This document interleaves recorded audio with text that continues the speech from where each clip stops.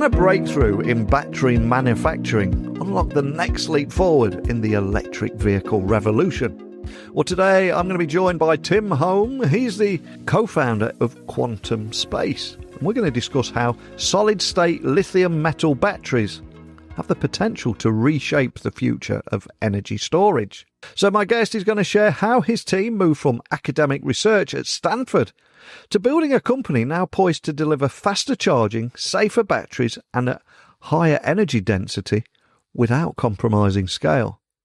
So I want to unpack with him today the significance of their recent COBRA process, why replacing graphite with lithium metal is such a big game changer, and how partnerships with companies like Volkswagen are helping avoid that all too familiar trap of innovation leaving the US only to be commercialized elsewhere.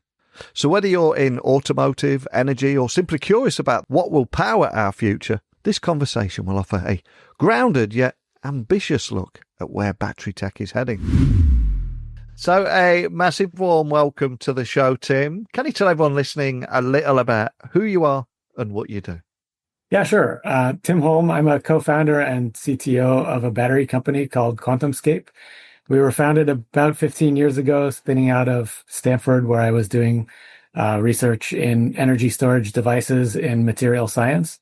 And we're now about 15 years in trying to develop better solid-state batteries that would enable cars to have longer range, faster charging, better safety, and eventually lower cost. And therefore, we think target the real pain points for consumers when they're considering whether to adopt an EV. And it is such a huge challenge, especially in the US, where, let's just say, it is much, much bigger than UK. You know, a lot more miles on a UK road, and it's a challenge over here. But just to set the scene for our conversation today, what are the specific shortcomings of today's lithium-ion batteries that motivated you and indeed your team to pursue this solid-state lithium-metal battery technology? I feel there's got to be a story here. Well, first of all, let's give credit where credit is due. The lithium-ion battery is an amazing invention. Three people who invented it were awarded a Nobel Prize, and rightly so, because it has displaced just about every other type of battery on the planet and enables today's EVs, laptops, cell phones, everything else. So it is an amazing technology. Relative to any battery that came before it, it's got more energy density, which is the energy per volume or energy per mass of the battery. So if you want your car or your laptop or phone to be small and light, you need high energy density. It's relatively safe. It has decent life. So the lithium-ion battery is pretty amazing. But we thought that to enable a really step change in battery performance would require rethinking the battery materials and battery architecture. So that was last done when lithium-ion was introduced in 1991 by Sony. So it's been, 30 years since then. There's been lots of incremental improvements to a lithium-ion battery, but to enable the mass market to adopt electric vehicles, we think that there needs to be a much greater increase in the range of a car, in the fast charging performance, in the safety, and in the cost to get consumers to really adopt it. And so we went back to the drawing board and said, what are the biggest problems with the lithium-ion battery and how could we solve them? So the single biggest improvement you could make to a battery is on the anode side. The anode of a lithium-ion battery is composed of graphite. The graphite comes nearly 100% from China, which is now a geopolitical concern. It's also somewhat dirty to make. About 40% of the emissions in making a battery are from making this graphite on the anode side. It's made by taking a precursor and heating it up to 2,000 or 3,000 degrees. So it's an energy intensive process to fabricate that graphite. And so we decided to eliminate that graphite and replace it just with lithium metal, as you mentioned, Neil. The lithium metal itself is a much more energy dense way to store energy when the battery is charged. And to enable this lithium metal is a giant challenge that the whole industry has been working on for decades. And that's what's required us to take a real step back and investigate the materials, the battery architecture, the battery chemistry. But that's what we're trying to do, is replace the graphite anode with lithium metal to enable longer range, faster charge, and better safety. And as you said there, QuantumScape, you remove that anode from the battery cell design. And is there anything else you can expand on why this innovation is so significant, and also how it impacts performance further as well? Because it is a big deal, but for a lot of people listening outside of this space, who might be unaware of just how big a deal it is. As I mentioned, many people have been trying to replace graphite with lithium metal because to a battery engineer, it is a kind of an obvious step to do. It turns out to just be extremely practically difficult, and that's why no commercial batteries operate with this lithium metal anode today. So lithium tends to form what are called dendrites, which are internal short circuits inside the battery that compromise the battery's performance. And so we have to include another layer that's called the separator that separates the anode from the cathode. And we make it out of a fully dense ceramic material that then coerces the lithium to behave well. It's hard enough and strong enough to make the lithium not form dendrites when it's made correctly. And it's taken a lot of engineering to understand what materials to use, and then more importantly, how to make the material in a high purity, high quality, and low cost fashion to enable the battery to perform. But then the performance benefits that enables is roughly 30% more energy density. You could then fast charge the battery in under 15 minutes from 10 to 80%. And because of this ceramic separator material, it can also be safer than a lithium-ion battery, which is quite interesting because the battery is more energy dense. There's more energy in a smaller mass, which would, all other things being equal, mean it's less safe. There's more energy that can be released. It would get hotter if that energy gets released. Imagine a gasoline tank. When a car gets in an accident, that can cause a safety problem as well. So fundamentally, if you have a very energy dense medium storing the energy for a car, there is kind of a safety concern that needs to be accounted for. In our battery, because we use a ceramic material next to the lithium, it's actually safer. The ceramic, if the battery is in an accident and gets hot, the ceramic turns into a hot rock, essentially, right? A hot rock is hot, but it's not something that catches on fire or causes great safety concerns. In fact, including more ceramic in the separator is one of the improvements that lithium-ion batteries are making to their safety as well. So we kind of take that knob and turn it to 11 in our battery.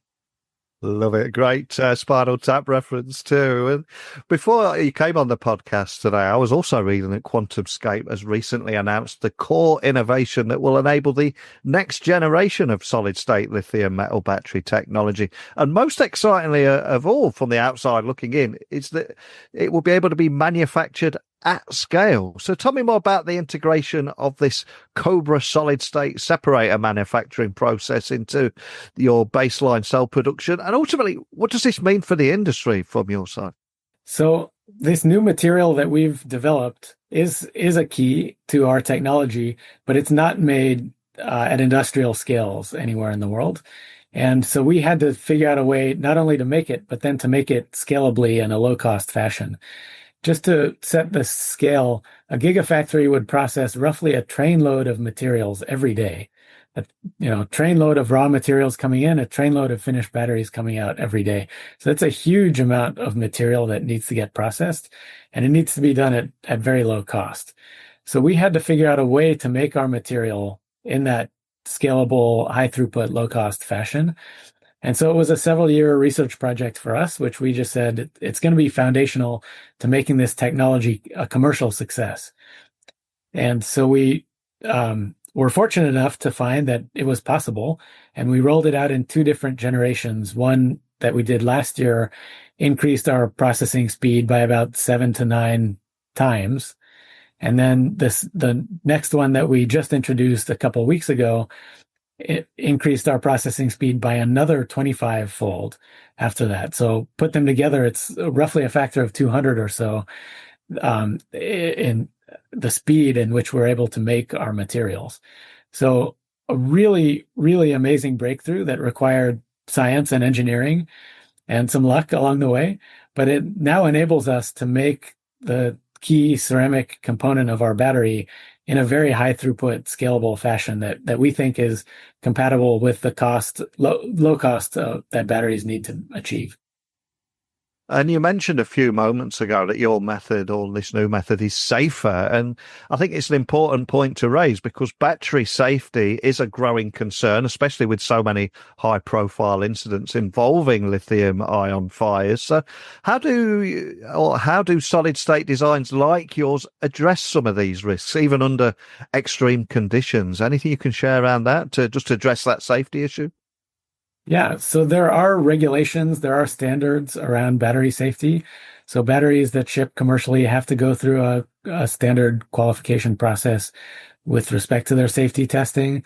They will be abuse testing. So put the battery into extreme conditions that would try and force a problem, and then see how severe that problem is. So we've performed those safety tests on batteries of our design. We still need to continue testing as we refine our prototypes and test in greater numbers. But from what we're seeing so far, we're pretty encouraged that a battery that didn't necessarily have to be safer, in fact, because it's energy dense, it could be less safe. We're seeing encouraging signs that it likely is more safe in important ways than lithium ion.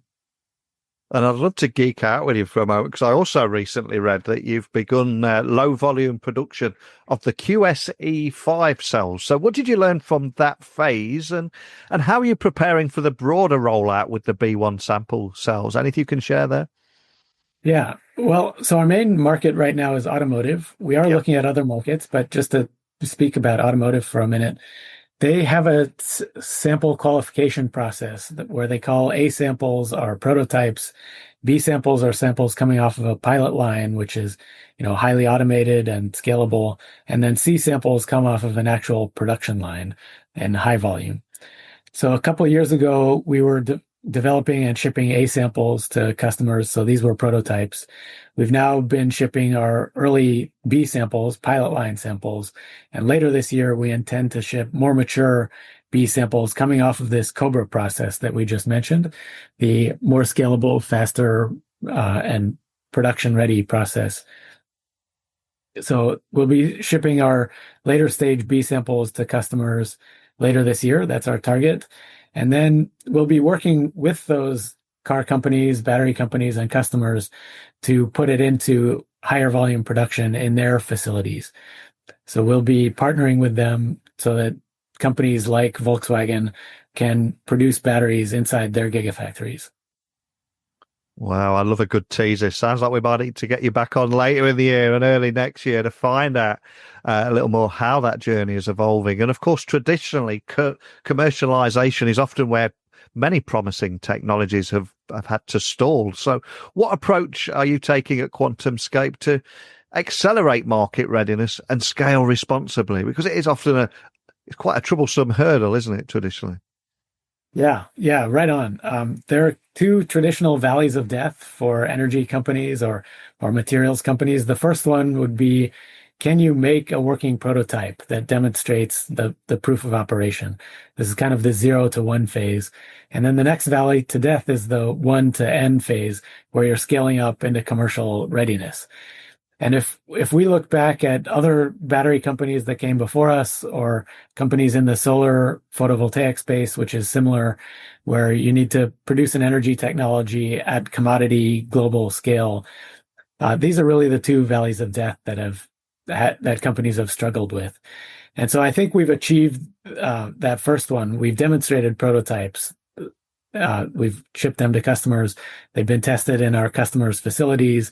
Performance is very good. So the second valley of death, the way that we're approaching that is to partner with global manufacturing companies. So there are two that have been publicly announced, others that we haven't been able to speak about yet. But the two that are public, one is Murata, which is a Japanese ceramics company that will help us to make this ceramic separator at high quality, at scale.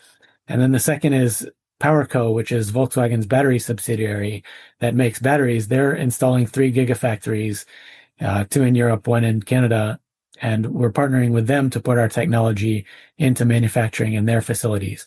So to sum it up, the way that we're approaching this scaling is with partners who have giant balance sheets and huge factories ready to produce. We are doing a tech transfer and a partnership to enable their factories to produce our technology. And we think that is the fastest pathway to market. And with automakers as your key partners, I'm curious, how do you find that delicate balance between the technical demands of battery innovation with that commercial pressure that comes with automotive integration timelines? I would imagine it's much trickier than we can make it sound on a podcast, but tell me more about that balance and how you achieve it. That's right. Well, we're pretty carefully selecting our first partners to be partners that we can really trust deeply, because we are opening up our technology to them, transferring what we think is breakthrough that's taken us a long time and a lot of money to develop. So we're selecting partners that we can trust, and also partners that have global renown for their competence in manufacturing. So Murata is unquestionably a leader in ceramics manufacturing, and Volkswagen is, I think, in dollar terms, the world's biggest manufacturer. So they're really large. They have a strong commitment towards electrification, largely because of the clean air standards in Europe, and they have made a strategic commitment to produce their own batteries, because they see batteries as the heart of an electric vehicle and electric vehicles as the future of the automotive industry. So we're selecting our first partners pretty carefully. We're unfortunately have to stay clear of China for now due to IP concerns. But we think that once we have the first few proof points out into the mass market, that then there'll be a lot lower barriers to any other company's willingness to adopt our technology, and also a lot more smooth pathways into markets now that the risk has been reduced and real world demos are out. And the global battery race is indeed intensifying, particularly between the US and Asia. So where do you see QuantumScape's role in helping the US lead in this next gen energy storage front? What you're doing there, anything you can share on them? Yeah, we have seen other battery technologies invented in the US and then not capitalized on. So a great example would be LFP, lithium-ion phosphate. This is a low-cost cathode material that was invented in the US and then not really commercialized successfully until the patents expired, and then it exploded onto the scene very quickly with a bunch of Chinese companies. And so now a lot of the market is dominated by this material coming from lower cost in China. And so we're hoping to avoid that replay. This technology is invented in the US, but we are hoping to commercialize it, like I said, through trusted partners. We will be working in North America, in Asia, in Europe, although not in China at time t=0. And looking at the broader energy challenges here and everything that you're seeing, you're right in the heart of this space. What do you believe is maybe the most overlooked opportunity in the battery sector right now that could reshape how we store and how we use power? Because it is increasingly becoming an incredibly important topic, isn't it? Oh, well, that's a really interesting question. Maybe in deployments at the grid scale, it's not a secret, but now if you're deploying a large-scale wind farm or solar farm, it often has to be deployed along with batteries to be cost competitive.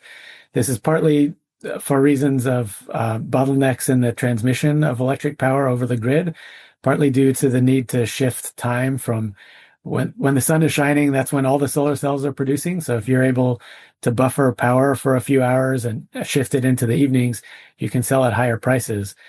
So that's not a secret, but I think there are more opportunities in energy storage when it comes to fast charging of electric vehicles. So to really fast charge an electric vehicle requires a megawatt of power or more. And now imagine a charging station that has 10 or more cars trying to do fast charge simultaneously. This is a draw on the grid that is not sustainable, not supported in all but a few places that happen to be near a near a transformer and a highway at once. So if we could roll out more batteries at large scale at charging stations, then those could provide the local energy storage points, the buffers, as it were, that could charge more slowly and then rapidly discharge into the batteries into the cars as they pull up for a fast charge. I think that might be an underappreciated niche of the energy storage market. Love that. And I think also there's a real pressure on each and every one of us to be in this constant state of continuous learning right now. You must feel it more than most because you're someone that's leading the way in an industry here. So the question I have to ask you is, where or how do you self-educate? How do you keep up to speed with the pace of this technological change? Yeah, well, learning is something I'm really passionate about. It keeps the job fresh. My job description has changed a number of times over the years as the company has grown and changed. And so I have to learn continuously, and I really encourage our workforce to do the same. So a couple of tips I have for them is to just block off 1 or 2 hours on a Friday, every Friday on their calendars to make sure it happens.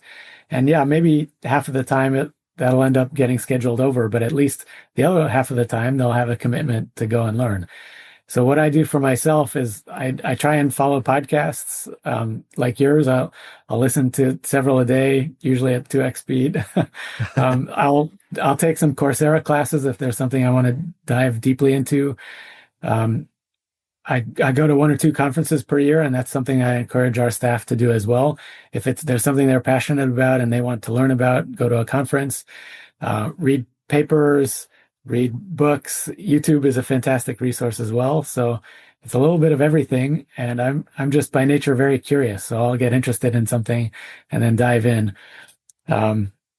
It should be no secret to anyone these days that AI is another great learning tool. So, sometimes on my car ride home, I'll just have a chat with Gemini or ChatGPT about power electronics or whatever it happens to be. Awesome. Love it. So much gold advice in there, and love chatting with you today. And for anyone listening, they want to carry on a little bit further, carry on the conversation we started today.